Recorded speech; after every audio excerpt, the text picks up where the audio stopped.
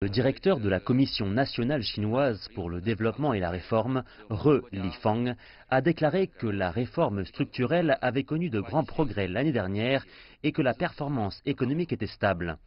Cette année, la consommation pourrait contribuer à près de 60%, voire plus, à la croissance économique.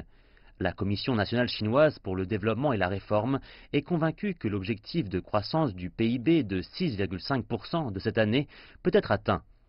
Quant au directeur adjoint Ning Jizhe, a déclaré que la Chine continuerait à réduire ses capacités.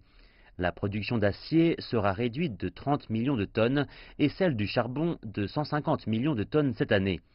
Les responsables ont également informé les médias sur les politiques, en particulier celles sur l'attraction des investissements étrangers et la réduction de la pauvreté, qui implique la réinstallation de 2 800 000 personnes. Le vice-directeur de la Commission nationale pour le développement et la réforme, Ning Jizhe, a aussi parlé des efforts chinois pour attirer les investissements étrangers. Il a souligné plusieurs points clés, dont l'amélioration de l'environnement d'investissement du pays et l'expansion de l'accès au marché.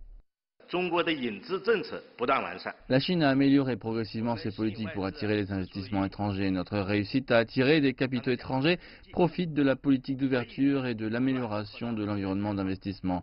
Au cours des dernières années, nous avons introduit une série de politiques positives et efficaces en faveur de l'investissement étranger pour ajuster les changements compliqués liés à la situation économique interne et externe. Ils disent qu'il n'y aura aucune discrimination quand il s'agira d'achats gouvernementaux. Ainsi, si tout se passe bien, l'investissement étranger pourrait recevoir un coup d'accélérateur en Chine. Souvenons-nous que la Chine est toujours la deuxième nation la plus attractive du monde. Ils essaient aussi toujours d'ouvrir pleinement le secteur manufacturier.